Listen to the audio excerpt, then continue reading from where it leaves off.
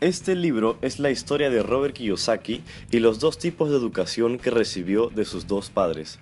Su padre verdadero, a quien llama su padre pobre, fue un académico muy destacado, quien llegó a tener un PhD y a ser ministro de Educación en Hawái. Alcanzó a tener un nivel de ingresos elevado, pero sus deudas y compromisos financieros también eran muy altos. Por eso, tras su muerte, solo dejó deudas por pagar. Él siempre le aconsejaba: ve a la escuela, saca buenas notas y consigue un empleo seguro, bien remunerado. El padre de su mejor amigo, a quien llamaba su padre rico, fue una persona que dejó la escuela apenas a la mitad de la secundaria. Sin embargo, con el tiempo llegó a ser uno de los hombres más millonarios de todo Hawái, y tras su muerte dejó millones de dólares a su familia y fundaciones de caridad. Él siempre decía que además de ir a la escuela, si quería ser rico, debía educarse financieramente.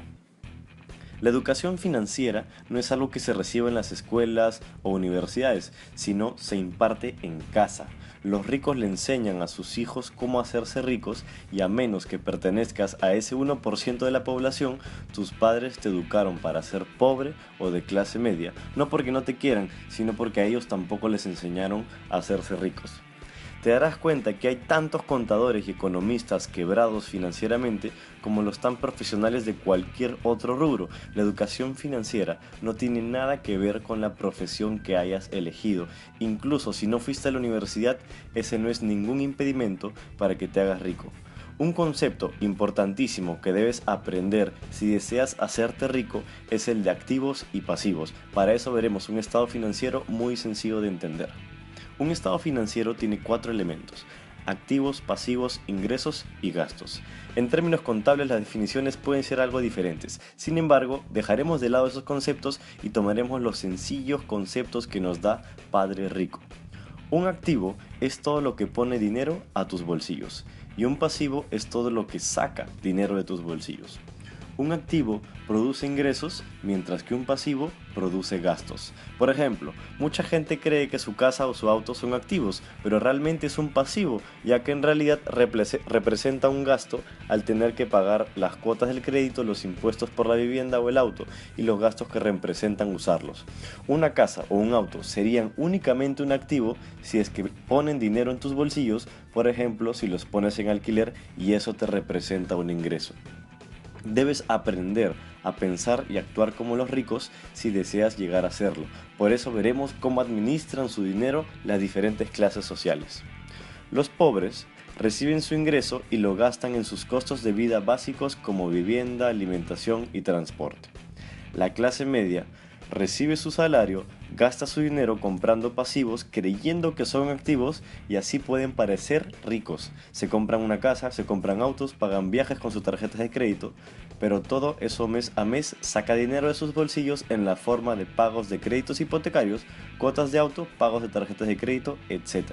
Al estar endeudados deben trabajar más para pagar sus deudas y mantener ese estilo de vida, lo que los lleva a un círculo vicioso y siempre deben trabajar más y más. Los ricos, en cambio, reciben su ingreso, que inicialmente puede provenir de su salario, lo invierten en activos que a su vez producen más ingresos. Estos activos pueden ser bienes raíces, negocios, activos en papel como bonos o acciones, o también materias primas como el oro y la plata. De esta manera se produce un círculo virtuoso y mientras más invierten, más ganan y más vuelven a invertir.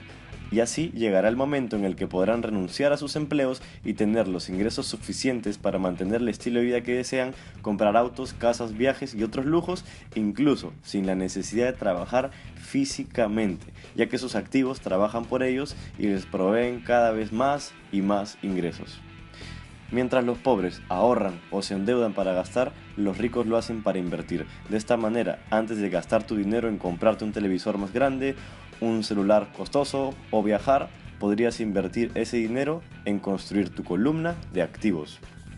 Otro concepto importante es el de los impuestos, ya que es uno de los principales gastos para la mayoría de las personas. Los impuestos nacieron con el fin de que los ricos aporten dinero con el que los gobiernos puedan hacer infraestructura y programas sociales. Sin embargo, con el tiempo se crearon más impuestos y también se los empezaron a cobrar a la clase media y a los pobres, mientras que los ricos aprendieron a pagar menos impuestos mediante las corporaciones.